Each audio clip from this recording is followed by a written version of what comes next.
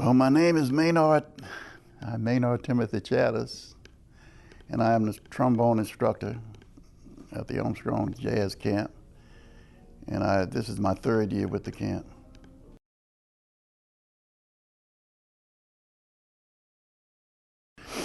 Well, it's important to the city of New Orleans. First of all, New Orleans is the birthplace, known as the birthplace of jazz. It's the birthplace of jazz, known as the birthplace of jazz because when we think of all the innovators, people like Louis Armstrong and Kid Ory, Jelly Roll Morton, Bunk Johnson, just to name a few. Mostly all your innovators, those that have innovated this music, which we refer to as traditional jazz or Dixieland jazz or New Orleans jazz. They were all from New Orleans, and so this is why it's very, it's important that we keep the music going.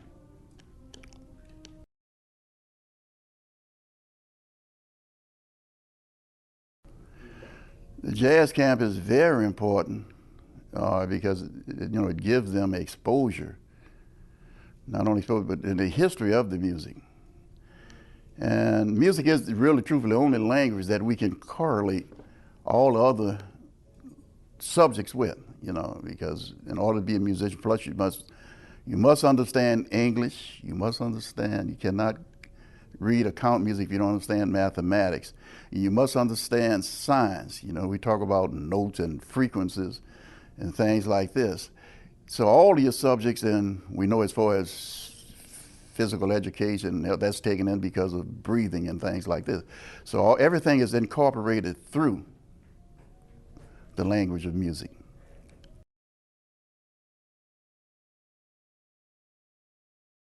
Well, I was fortunate enough to teach on the college level.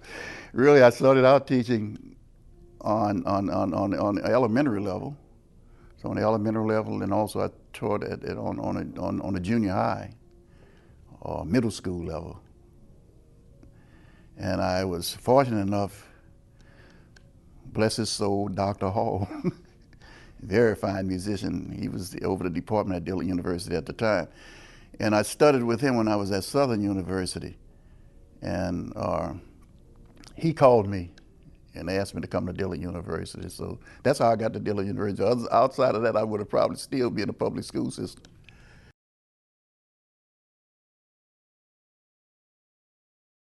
Well, there is a difference in one respect, and it's the same in another. The difference is, well, you're dealing with older kids, so you don't really have the discipline problem with older kids that you have with younger kids. But it's the same in that we as individuals, we all are looking for love, really. Just to feel that warmness in people. And this is the thing even on the elementary level, and even when I started teaching in university, I would tell my students, just learn for the sake of learning, and to relax. Grades, I know you need a grade, when I'm dealing with school kids, but that's not the most important thing. Just sit down and learn for the sake of learning. And that's how I got their attention, and they learned, really.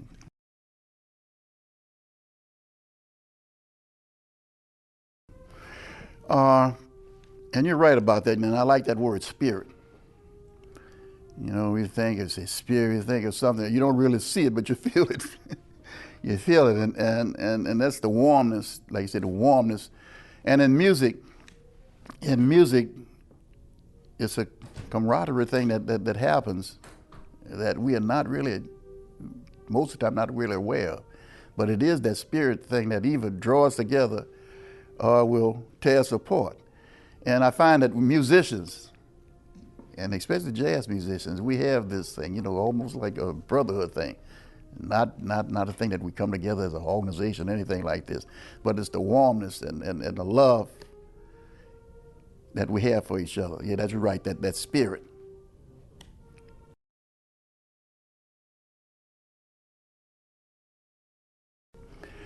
I think it's very important because he was from New Orleans, he's But not only that, the greatest, from my perspective, the greatest improviser. And we think of jazz, and the main component of jazz is improvisation, simply meaning to make up or create. And he was the greatest improviser, and like I say personally, to me. Louis Armstrong was the one that took the music to another level. You know, all jazz, the musicians, whether it's traditional or modern jazz, all have the greatest respect for him for the things that he did with the improvisational thing, with the music.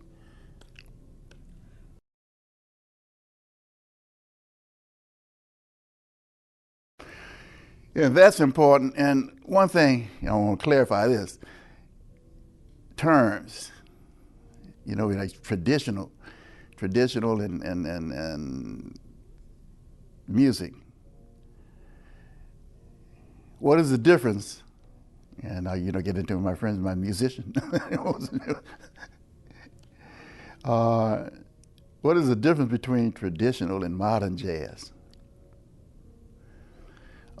Louis Armstrong, like I say, he's one of the innovators, first of all, because, he's pioneered the music, and the others I mentioned.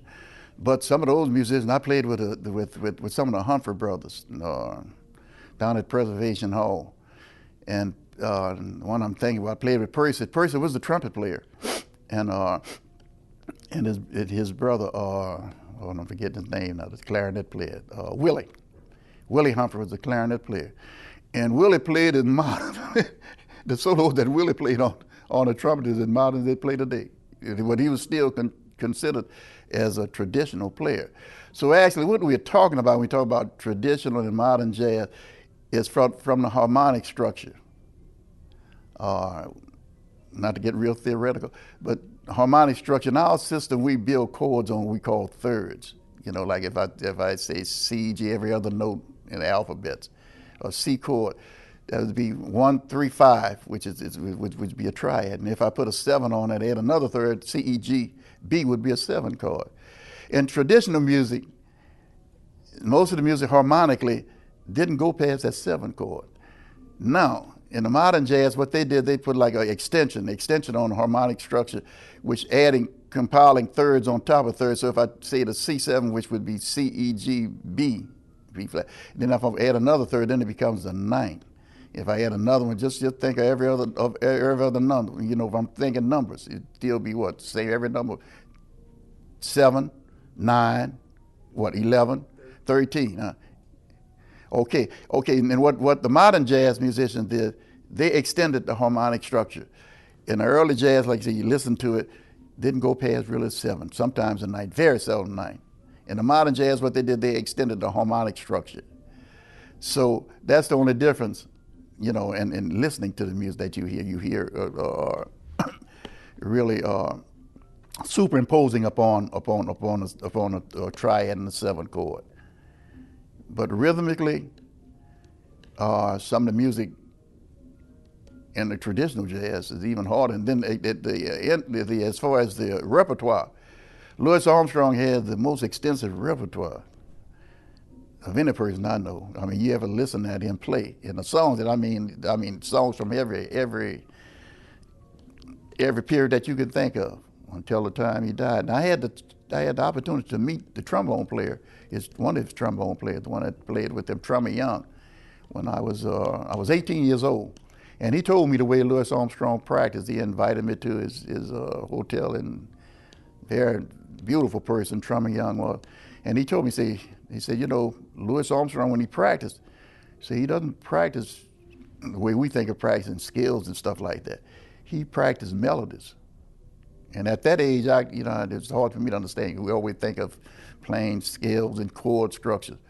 But later on, then I realized that for every scale and every structure, we have a melody, some of the most intricate melodies in the world, that will take the place of just playing, just scales and chords. And this is with Louis Armstrong. This is why his repertoire was so extensive.